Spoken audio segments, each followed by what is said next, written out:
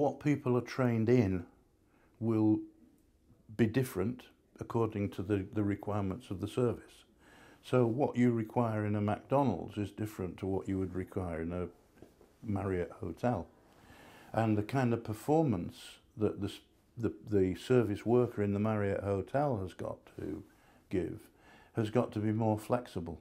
You know, that he or she, okay, may well be making sure that the steak is always like that with the sauce and the garnish and all those kind of things, and that the actual service interaction and the service times are to predefined standards.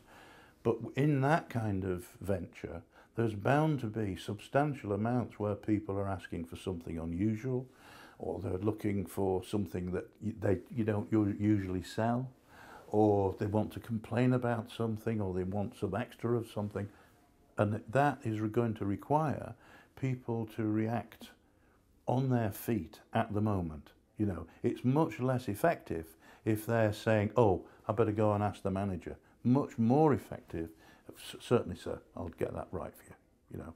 So that is, if you like, what people are trained in are going to be different. And in that kind of training, we're going to have to, it's not the same as McDonald's, where in part we're saying, well, always say good morning, how may I help you? You know, what you've got to say there is there are going to be people coming to ask you for things. How are you going to respond to it? Or let's have a team discussion. Oh, I did that with that one. Oh, did you? Oh, that's an interesting idea. And so you can actually be looking at a situation where you're training people in these kinds of businesses with a repertoire of options. You know, it's almost like a paint palette. I'll have a little bit of that, a little bit of that, to actually respond to the needs of that particular customer.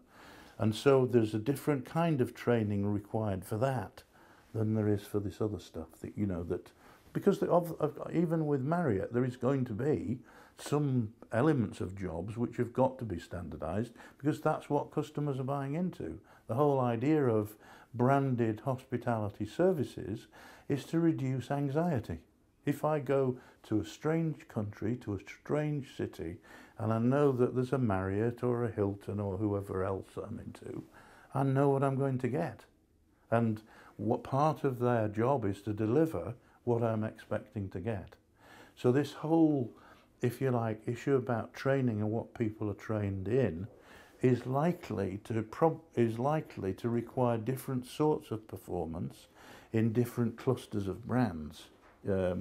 So take TGI Fridays as an example. They have 100 menu items and 100 drinks items from which the customer comprises his or her own meal.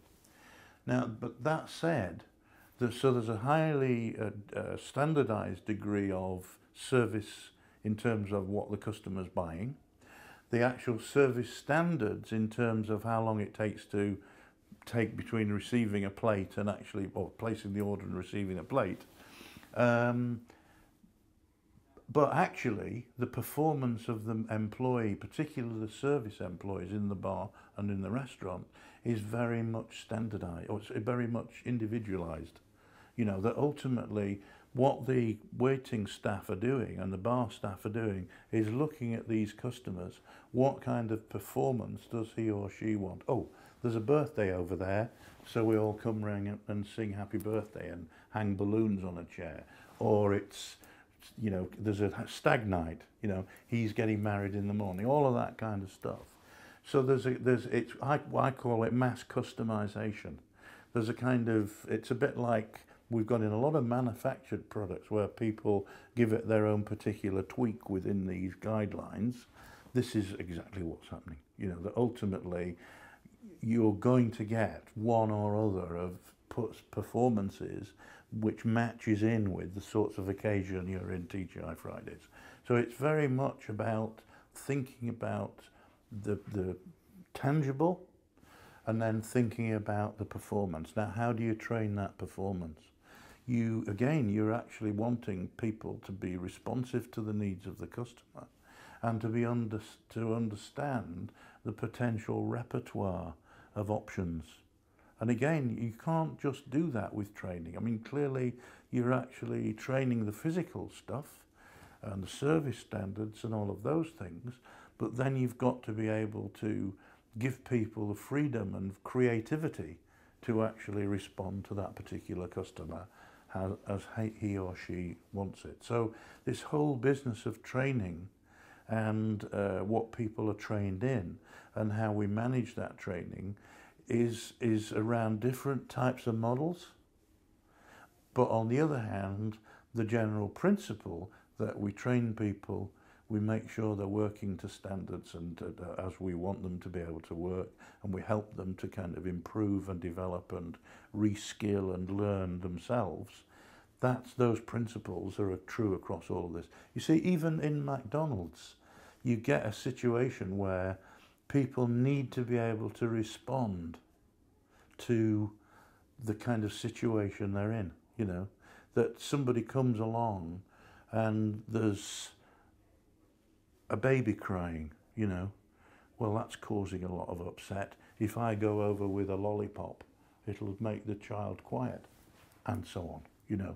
There's even when in business where the standards and performance are very much scripted, we're actually always going to get situations where we want some staff, if not all, to be sensitive enough to the customer to be able to give him or her the service they need.